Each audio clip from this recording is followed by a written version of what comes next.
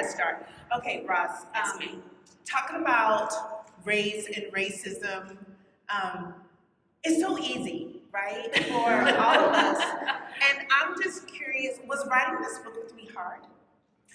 Yeah, so the writing was actually really hard. First of all, I had to convince Shanterra to write a book with me. For many years, I've been saying, hey, let's do something together, because we worked for many, many years together, and she would say, no. And then what came to us, actually, is that some people in our lives said to us, will you please do a couple of webinars, because not only just about our friendship, but yes, that's a springboard, but it's not only because we are friends that we can talk about race and racism and things that are difficult, but because we have spent so many years working in communities like yours. So it was hard, and it was necessary. So Shanterra, why was it hard for you? Several things, okay? So I'm just being real transparent with y'all.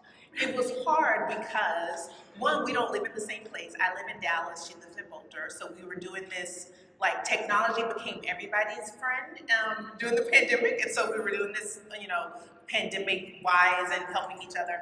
But it was also hard because it's one thing to have the conversation with each other as friends, and another thing to put the conversation on paper. Because then people will actually use your words, and they will try to use them against you or agree with you. I was so scared about saying the thing, and I was really nervous about speaking for all Black people. But so I just kept saying, but all Black people may not, because all skin folk ain't kin folk. And so I was really concerned about that. I was also really nervous about being able to be honest and truthful, but I felt like it was necessary to be honest and truthful. And we tell young people all the time, just be honest, that's really scary. And I think we say it as a way to say, like, oh, I'm giving you permission to be honest. No, it's really scary to tell the truth. Not just your truth, but the truth. And I felt like we could do it because we deliberately go into places, communities, schools, states, all different kinds of communities where the general consensus is you can't talk about difficult things.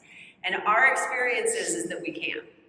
And we felt like, and we feel like, we not only have the confidence that we can do it, but we have the skills to back it up. If it's a one-time conversation, if it's a one-off, and you're looking for affirmation, then you may not get it from that person.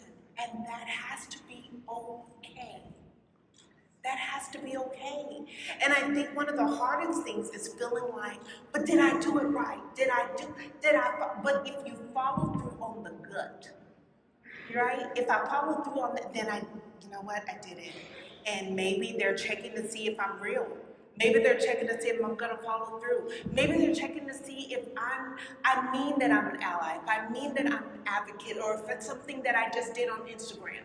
Maybe they're looking to see if what I said was true. And that has to be okay.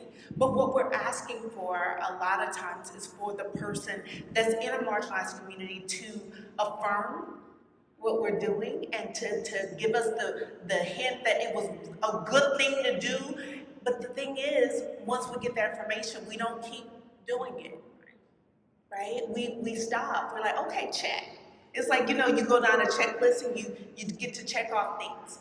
I think that it's okay to do this over and over and over again. And what we really want to leave you with also is, this is not just about when there are people who look different like this. This is a path, a life path of using dignity as your foundation and of seeking it out to acknowledge it in others and to hold onto it for yourself.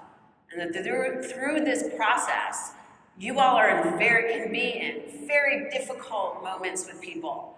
And having dignity as your anchor gives you a way forward, no matter which way you are going, to hold on to the dignity of all of the people that you work with, regardless of their political feelings or their feelings about where their children should go or anything like that. It is a path forward that keeps you grounded so that you can do your best work with these wonderful people that you work with.